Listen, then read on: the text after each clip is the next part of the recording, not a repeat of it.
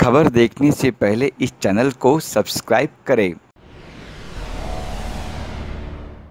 Global advertiser for innovative outdoor solutions. Global as a company, it has never compromised on its service quality and commitment.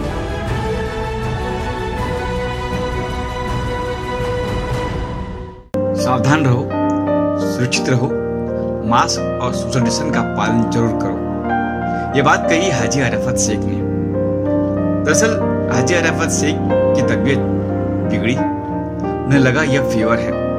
कुछ दवाइयों का seven किया, इस तरह एक सप्ताह बीत गया। फिर उन्हें पता चला कि वह कोरोना पॉजिटिव है। पिछले 14 दिनों से चेंबूर के कोड़ेकर अस्पताल में अपना इलाज करा रहे थे। आज वह स्वस्थ होकर अपने घर लौट आए हैं। मुंबई से लेकर पुणे ही नहीं बल्कि संपूर्ण महाराष्ट्र में उनके लिए दुआओं का सिलसिला पिछले 14 दिनों से लगातार जारी था। क्या रिक्शा वाले, टैक्सी वाले, आम जनता ने भी हाजी अरफत शेख के लिए दुआएं की।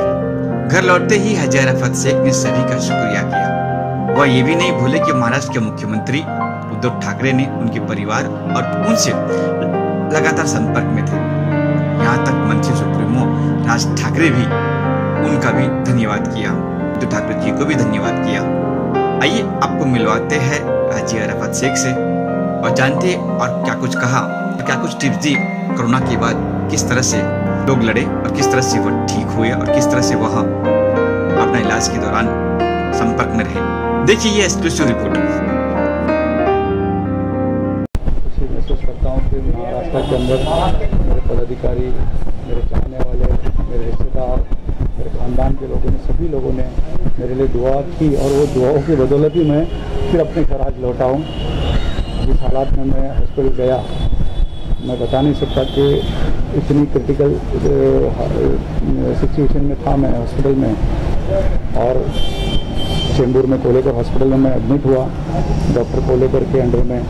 वहाँ पे मिस्टर डॉक्टर वाद, डॉक्टर खालिद और उन सारे डॉक्टरों ने जिस तरीके से मेरा ध्यान रखा, जो दवा राइट टाइम में मिलनी चाहिए थी, तो 3:30-4 बजे वो दवा उन्होंने अवेलेबल की, इंजेक्शन अवेलेबल की और एकदम पूरी तरीके से उनके निगरानी के अंदर मुझे सारे दवाई टाइम पे टाइम पहुंचाई। इसके कारण मुझे एक नई ज़िंदगी मिली।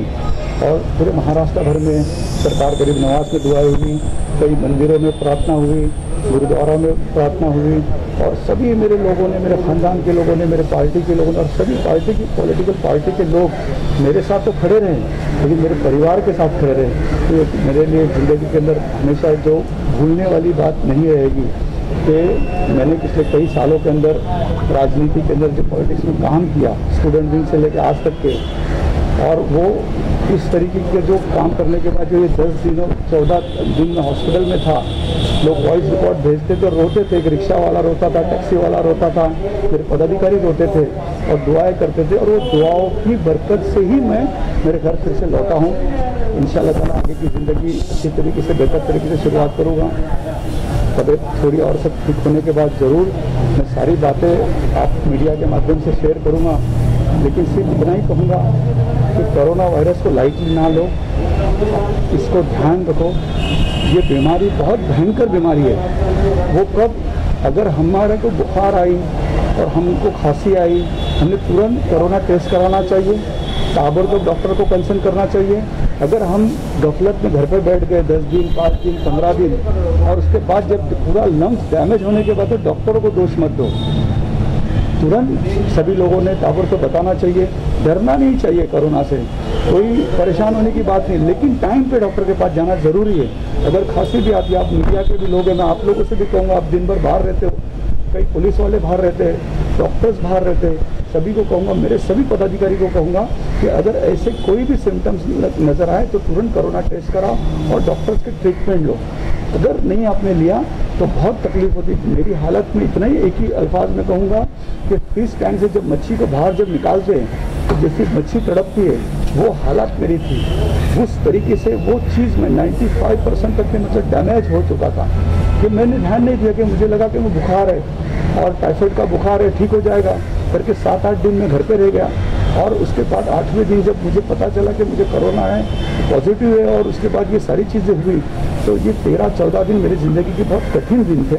मैं आप लोगों से फिर एक बार गुजारिश करूँगा, सभी लोगों से सोशल डिस्टेंस रखो, मेंटेन रखो, अपने परिवार का ख्याल रखो, खुद का ख्याल रखो, ज़्यादातर किसी से हाथ ना मिलाओ, ये आप बिल्कुल करो, कोशिश करो, और सरकार की मदद करो। मैं महाराष्ट्र सरकार का भी धन्यवाद करूँगा, महाराष्ट्र के मुख्यमंत्री का धन्यवाद करूँगा कि मेरे घर में फैमिली को पूछ रहे थे, खुद सीएम साहब का कई बार फ़ोन आता था, तबीयत के लिए पूछते थे। मैं राज ठाकरे के फैमिली को मैं शुक्रिया अदा करूँगा, राज ठाकरे के कार्यालय से बार बार फ़ोन आता था, मेरे परिवार को, मेरी माँ को पूछते थे, शिवसेना भवन से फ़ोन आता था, शिवसेना के सभी मिनिस्टर्स, आमदार, सभी कलेक्टर, मुंबई के बीएमसी कमिश्नर का शुक्रिया अदा करूँगा कि बार बार मेरे घर पे भी फ़ोन करते थे, मुझे भी फ़ोन करते थे। मैं सभी पदाधिकारी का शुक्रिया अदा करूँगा जिन्होंने पूरे हर तरफ जाके हर वो कोशिश की, मेरे लिए दुआ की। मैं सबका तहे दिल से शुक्रिया अदा करता हूँ, आभार व्यक्त करता हूँ, और इंशाअल्लाह ताला फिर जल्द से जल्द थोड़ा ठीक होने के बाद फिर महाराष्ट्र की सेवा में, लोगों की सेवा में काम करने के लिए ज़रूर रहूँगा। लेकिन मैं इतना ही कहूँगा, ये गोर गरीब रिक्शा टैक्सी वाले की जीत है, उनकी दुआओं की बरकत से ही मैं वापस मेरे घर लौटा हूँ। और इंशाअल्लाह ताला अल्लाह ने चाहा तो बाकी की बात सब बाद में ज़रूर बहुत सारी चीज़ें करूँगा। लेकिन अपना ख्याल रखो, अपना ध्यान रखो। सभी लोगों को कहूँगा, पूरे महाराष्ट्र में जहाँ जहाँ मुझे लोग सुन रहे हैं, उनसे कहूँगा कि बिल्कुल किसी से हाथ ना मिलाओ, डिस्टेंस रखो, अपने परिवार का ख्याल रखो। यही कह के आप लोगों के लिए दुआ करता हूँ कि अल्लाह आपको भी खुश रखे, आबाद रखे, ज़िंदगी में गम का नाम ले, और इस बीमारी से अल्लाह पूरे महाराष्ट्र को, पूरे देश को महफूज रखे, और ये बीमारी जल्द से जल्द इस देश से, इस दुनिया से जाए। अस्सलाम वालेकुम। अभी भी बहुत लोग मास्क नहीं पहनते हैं, बहुत लोग कई बार क्या मास्क पहने, गर्म होता है, तकलीफ होती है, मास्क से घुटन होती है, उनके लिए क्या समझेंगे? नहीं, बिल्कुल मास्क पहनना ही चाहिए, घुटन होना नहीं होना, एक अच्छे मास्क बना लो अच्छे तरीके से। मैं तो इतना खाली मीडिया के लिए कर रहा हूँ, लेकिन ये भी करना नहीं चाहिए, क्योंकि जिस तरीके से जो हालात मैंने देख के आया हूँ, मैं आप लोगों से कहूँगा कि बिल्कुल मास्क, हाथ में हैंड ग्लोव भी पहनो, मास्क जरूरी नहीं, हाथ भी। अगर किसी ने गाड़ी में बैठे और कोई छींक दिया, तो अभी मेरे साथ में जो डॉक्टर थे, डॉक्टर वाकमार है, और वो 2 डॉक्टर बाजू में जा रहे थे जो मेरा इलाज कर रहे थे, 2 आपस में डॉक्टर ने छींक दिया तो दूसरे डॉक्टर को भी हो गया कोरोना, उनको भी हो गया। तो एसी में अगर जब बैठते तो मास्क तो कंपलसरी होना चाहिए। बस में अगर ट्रैवल कर रहे हो आप, मास्क होना चाहिए, भीड़ में होना ही नहीं चाहिए। अभी कुर्बानी के लिए लोग जाएंगे तो वहाँ भीड़ होगी, तो बिल्कुल मुझे लगता है कि वो भीड़ अवॉइड करो आप लोग। अपनी जान भी सर सलामत तो पकड़ी 50। मैंने भी बहुत कोशिश की लोगों तक बांटने की खाना, लेकिन आज हो गया। लेकिन वही दुआओं की बरकत से मेरे करना, इसका मतलब ये नहीं कि हर एक को चांस मिलेगा। इसलिए हमको बिल्कुल डिस्टेंस रखना चाहिए, मास्क कंपलसरी करना चाहिए, और हाथ में सैनिटाइजर और ये सारी चीज़ों का ध्यान बिल्कुल रखना चाहिए, और आँख के अंदर हाथ बिल्कुल मत लगाइए। एक खबर और आती है कि खाना टाइम पे खाना नहीं मिलता है, कई चीज़ें, कहीं ऐसी खबर आई थी, आपको पूरी सुविधा थी खाने वाने से मैंने बिल्कुल अस्पताल में बहुत अच्छी ट्रीटमेंट थी डॉक्टर को लेकर। हॉस्पिटल के अंदर उनकी जो टीम वर्क है, खासतौर पे डॉक्टर खालिद के अंडर में सब जो काम कर रहे हैं, जिस साई हॉस्पिटल उनके अंडर में है, तो उनकी डॉक्टरों की बहुत अच्छी टीम है। जैसा मुझे लगा कि मैं हॉस्पिटल में नहीं, मेरे परिवार के साथ में हूँ। वो आधी जंग तो पेशेंट वहाँ ही जीत जाता है। फिर ऐसा लगता है कि नहीं, बार बार डॉक्टर आ रहे हैं, पूछ रहे हैं, पॉजिटिव बात कर रहे हैं, अब ठीक हो जाएंगे करके बताएंगे। मेरे साथ में लगभग जितने भी लोग एडमिट थे, मैं ही समझो आज आया हूँ, लेकिन मेरे पहले 1-1 दिन पहले सब लोग डिस्चार्ज हुए और सब ठीक होके गए। ये अपने आप में बड़ी बात है। और काढ़ा ये सब तो सेकंड पार्ट है, लेकिन डॉक्टर के आगे हमने नहीं जाना चाहिए। लोग कहते हैं कि काढ़ा पीना, काढ़ा वगैरह ये गाँव के इलाज तो घर में अभी मैं आया हूँ तो कर सकते हैं, लेकिन हॉस्पिटल के अंदर हॉस्पिटल के जो रूल वो फॉलो करना चाहिए। मैं देखता हूँ कि लोग बोलते कि हॉस्पिटल में गया और बच्चा मर गया, माँ मर गई, ये हो गया जो बोलते, लेकिन लेट पहुँचेंगे तो डॉक्टर करेगा क्या? हमको पहुँचना, और इसमें दिखता नहीं है। मैं भी जब गया तो खुद चलते हुए गया, एकदम फर्स्ट क्लास गया, लेकिन जब मैं गया और कुछ घंटों के बाद जो मुझे तकलीफ शुरू हो गई, मैं सांस नहीं ले पा रहा था, मतलब बस हाँप रहा था।